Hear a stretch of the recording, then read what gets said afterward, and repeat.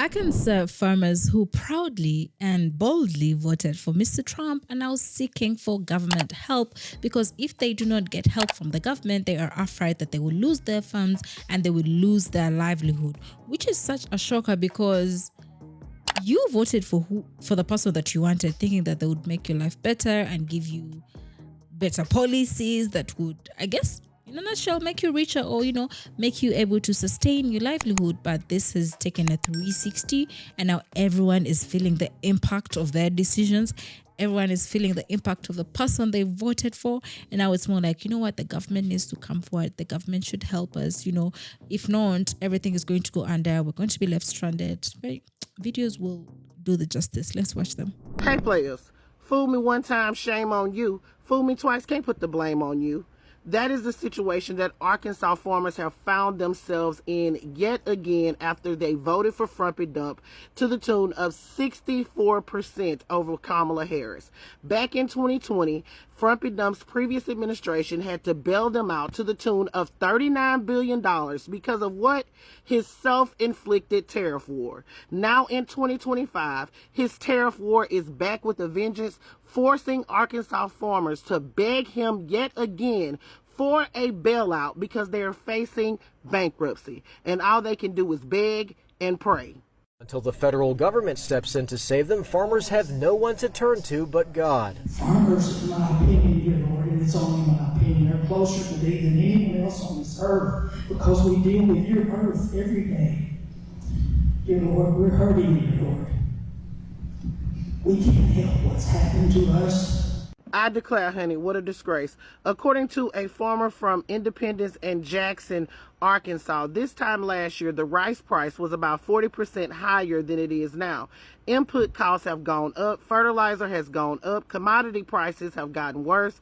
So after a horrible year last year where most farmers in Arkansas Delta lost money, this year is going to be worse. Now, there are some much needed updates in safety net subsidies for farmers in the big despicable disaster. However, they won't see those federal dollars until late next year. By that time, many of them will have to file for bankruptcy or be forced out of business. These farmers are saying that they are left with crop for the first time in years. They're also having issues because of the tariffs on the farm equipment that they need to run their businesses. But they voted overwhelmingly for Frumpy Dump, even though they knew that this is what happened last time and it for sure was going to happen this time. It's not even a risk that I would have been willing to take if farming was my only business and I knew, because I was affected by this same issue before. And as for the governor, Sarah Huckabee Sanders, she can't help him because she's having to beg for him for help herself. Remember, she had to beg him for disaster relief funds. But here she is accepting the Nixon Award and still praising the Frumpy Dump administration as her constituents, as her business owners suffer in her state. But hey, they got a paved over garden at the White House. I guess it's worth it. Y'all put your thoughts in the comments. This is Double D Mo for the Black Eared News. If there's no emergency funding this year, there will be 1 out of 3 farmers will file bankruptcy. Arkansas farmers are crying bankruptcy, begging the government for bailouts. And you know what? They voted for this. Trump's tariffs, Trump's inflation, Trump's big, beautiful bill that doesn't pay a damn dime until 2026. That's not bad luck. That's F around and find out. 70% of farmers still say they believe in the tariffs that are crushing them. That's like cheering for the guy who just repoed your tractor. Loyalty this blind isn't just expensive, it's generational suicide. Look, I don't celebrate people losing farms, but actions have consequences. Arkansas voted overwhelmingly for Trump, and now they're learning the hard way that racism, culture wars, and blind loyalty don't put food on the table. They cost you everything. I read an article yesterday about how farmers in Arkansas are organizing to beg the Trump administration for federal financial aid because they are being economically devastated by Trump's policies, most specifically the tariffs. And, it's hard for me to cultivate empathy and compassion in this situation. I think the knee-jerk response is, well, you get what you vote for. You were okay with hurting other people, but you're not okay when it's you. Fuck around and find out.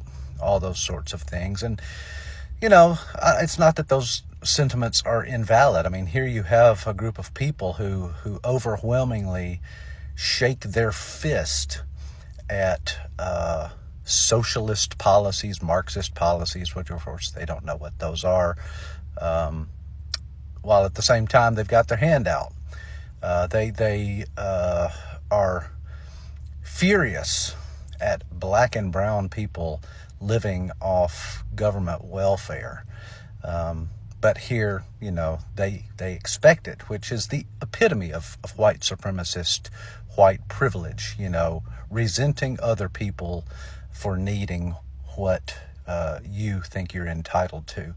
But I think, I have got to try to move beyond those sorts of resentful sentiments because I'm a Christian. And Jesus, the gospel says that when Jesus saw the crowds, he had compassion and pity for them because they were like sheep without a shepherd. Sheep are stupid animals that are pretty much incapable of thinking for themselves. They need somebody watching out for them. Trump has preyed upon the stupidity and the ignorance and the racism of people like these farmers in Arkansas. And it doesn't excuse their ignorance. It certainly doesn't excuse their racism.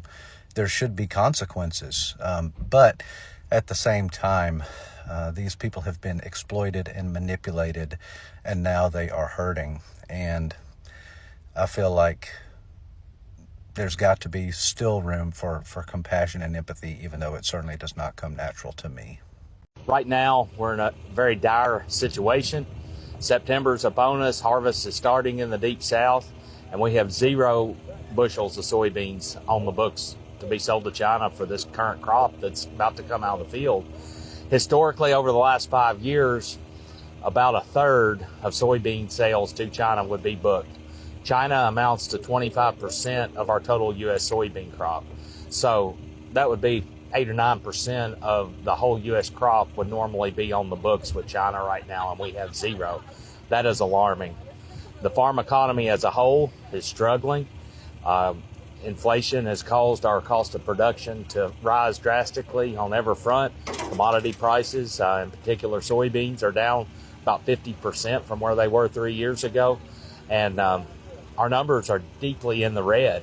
And we send this letter to President Trump because we've been talking for months about needing to have sales in place, a deal in place, a phase 2 type agreement that has purchase commitments along with a level playing field on trade with no tariffs. And we haven't had anything happen, unfortunately.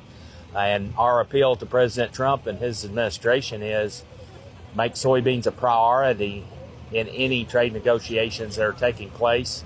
Soybeans are the #1 agriculture export to China. And in the last trade war, it was 71% of the losses that we had as American farmers. And they're critical. Yeah, so if we look at, and we're going to divide. So I'll stay with grain and oilseeds because that's what I do day to day. But I just have to say one thing about livestock. For livestock folks, we're in good world for them right now. So I'd love to be able to have as good a world that they're having in GNO, but we just don't. And so there's just so many things, and it's really a supply story this year. When you think about across the globe, we haven't had a year where every country's almost saying all 8 cylinders where we're getting full production. And that's where we are right now. It's also too a bit of a dichotomy in the US is that we're building corn stocks, but the world is not. It's just the opposite in soybeans, where the world's building soy stocks and we're not. And so it's a very weird world, but the fact is we just have so much supply in the world.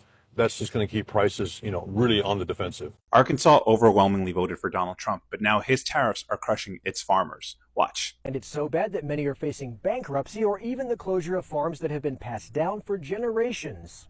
A dismal global market and plunging commodity prices mean there's little to no hope of breaking even for many farmers, even as sky-high input costs rise because of inflation and now tariffs. This time last year, the rice price was about 40% higher than it is now. The inputs costs have gone up, so after a horrible year last year where most farmers in Arkansas Delta lost money, this year's going to be worse. Now, under Trump, farmers face over $1 billion in projected losses this season. Up to a third could go under because Trump's big, beautiful bill won't release farm aid until late next year, and that's way too late. But when Joe Biden was president, farmers had relief programs while the disasters were happening. There was no, hey, you're going to have to wait until late next year. And when Kamala Harris ran, she proposed giving small farmers more access to credit, to crop insurance, while cracking down on big agriculture, and even pushing the right to repair law so that farmers could fix their own equipment. And look, I'm not under the illusion that one day Arkansas is suddenly going to vote blue. What I am saying is that the idea that Joe Biden or Kamala Harris didn't reach out to the working class or farmers